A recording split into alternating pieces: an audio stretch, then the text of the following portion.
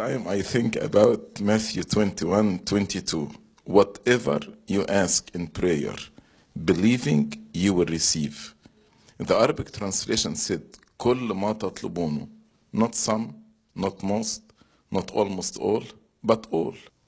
Then I think to myself, if God said all, then it is all.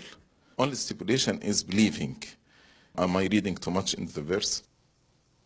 Actually, there is a rule to understand in the interpretation of the scripture.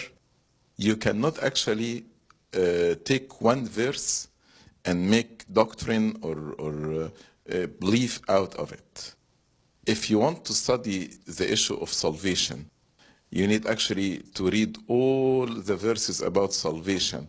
Then you will have a comprehensive and accurate understanding of salvation.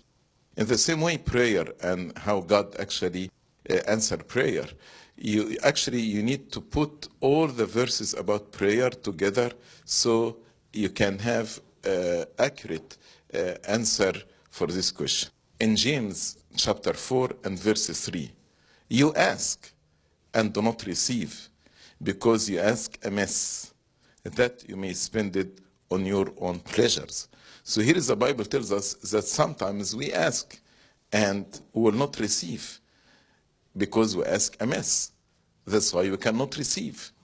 So when I put these two verses together, then the word all means if it glorifies God.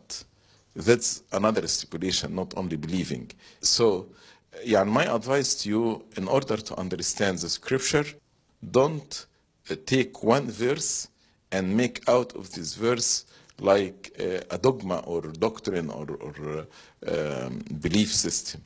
But if you want to study the prayer, put all the verses about prayer together, and then actually you can have good understanding when God will accept your prayer and when God will say no to your prayer. St. Paul himself prayed 3 times that God heal him from the thorn of the flesh, and God told him, no, I will not heal you. My grace is sufficient for you.